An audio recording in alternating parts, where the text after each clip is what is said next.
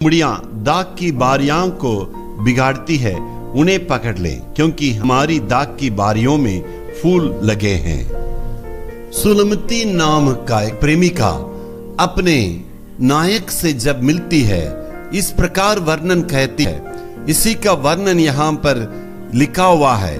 हमारी दाग की बारियों को बिगाड़ने वाली उस छोटी लोमड़ियों को पकड़ने की आवश्यकता है। उस लोमड़ियों ने जाके दाग की बारी को खत्म कर देता है। मेरे प्यारों, सुलमती सुलेमान के बीच की वार्तालाप को यहाँ पर वर्णन करके लिखा है।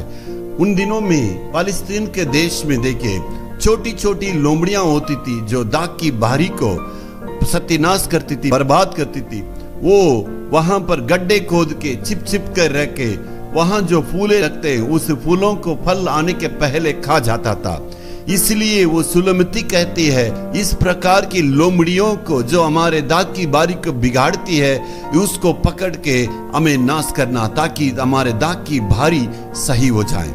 इसका मतलब इसके आत्मिकता को पर हमें ध्यान देना है। दाग की बारी का मतलब परिवार को यहाँ पर दिखाते हैं।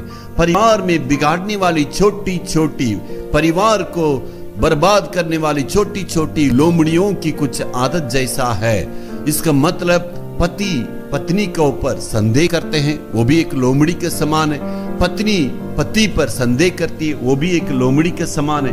बच्चे माँ बाप पर संदेह करते हैं, माँ बाप बच्चे पर संदेह करते हैं। एक प्रकार संदेह एक लोमड़ी के समान, जो परिवार सुंदर से दाग की बारी के समान है, उसको बिगाड़ देते हैं। पति नफरत करके कभी कभी हत्या तक करने की जगह में आ जाते हैं। परिवार टूट जाता है, दाग की बारी नाश हो जाती है। और क्या कहते हैं मालूम है? परिवार में हम एक दूसरों को क्षमा करने में पीछे रह जाते हैं। ये भी एक लोमड़ी समान है, जो हमारे परिवार नामक बारी को या उस बगीचा को बिगाड़ सकता। मेरे प्यार, पति पत्नी को क्षमा करना है, पत्नी पति को क्षमा करना है, माँ बाप बच्चों को क्षमा करना है, बच्चे माँ बाप को क्षमा करना है। एक दूसरों के प्रति कुछ कड़वापन है, एक दूसरों के प्रति कुछ विरोध है, एक दूसरों सह नहीं पाते हैं, हम एक दूसरों को सह लेना है, एक दूसरों की बातों को सह के हमें माफ करना है। माफ करने के द्वारा सुंदर ये परिवार का नामक का जो बारी है, दाग की बारी है,